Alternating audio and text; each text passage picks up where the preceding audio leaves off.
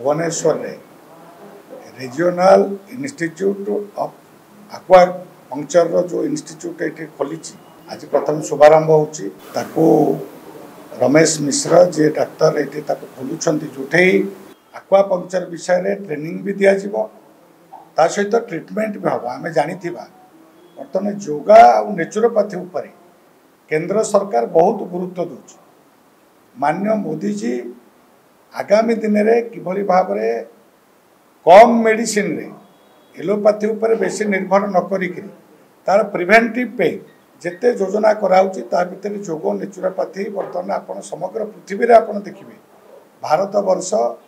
1 number देश जी कि समग्र पृथ्वी की एक कथा मार्गदर्शन कर तेणु नेचुरोपैथी भितर एक्वा पंक्चर जो भाई आकुप्रेशर रही से भाई एक्वा पंक्चर भी गोटे गोटे ट्रीटमेंट पद्धति जोटा कि रमेश मिश्र जी ये आरंभ कर सी आगुरी निजे नाभाल रे जड़े ऑफिसर हिसाब से काम कर रुचि कारण सी निजे ट्रेनिंग नहीं बहुत ट्रीटमेंट कर बहु रोगी ये भी अच्छा उपस्थित अच्छा जो मैंने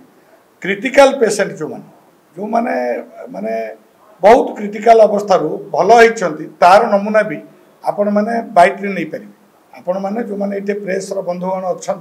निजे माने डायबिटीज बीपी भली मेडिसिन आम जो मैंने रेगुलर मेडिसिन खाऊे बिना मेडिसिन रे केमिति कमिबो तार भी से कथा से पूरा प्रैक्टिकली करिछन तेणु एठे आम ओडिशा रे ये ट्रीटमेंट निश्चित भाव में आगो को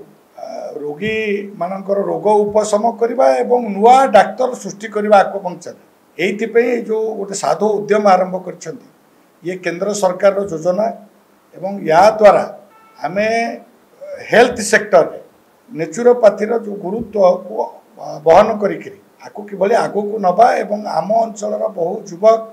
ये बेसी एजुकेशन भी आवश्यकता ना तेणु ये फेज बाय फेज भी गोटे दिन में से जहाँ कहते मत 4-5टा ग्रुप भी आसीपर छोट छोट ग्रुप रे एवं ये रोगी ट्रीटमेंट बेले प्रैक्टिकल नॉलेज ने सेटा ही प्रैक्टिकल तेणु एक ट्रेनिंग सहित आउ रोगर उपचार ये आक्वापंक्चर द्वारा हम तेणु ये गोटे आम भल इंस्टीट्यूट हिसाब से आग को ये पुणी बढ़ मुझे आशा करुँच मत से डाकी प्रथम यार शुभारंभ करने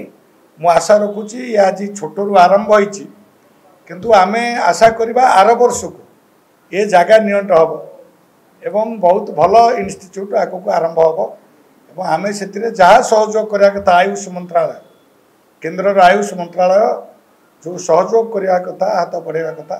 ताकू निश्चित भाव में करी ओडिशा रे ये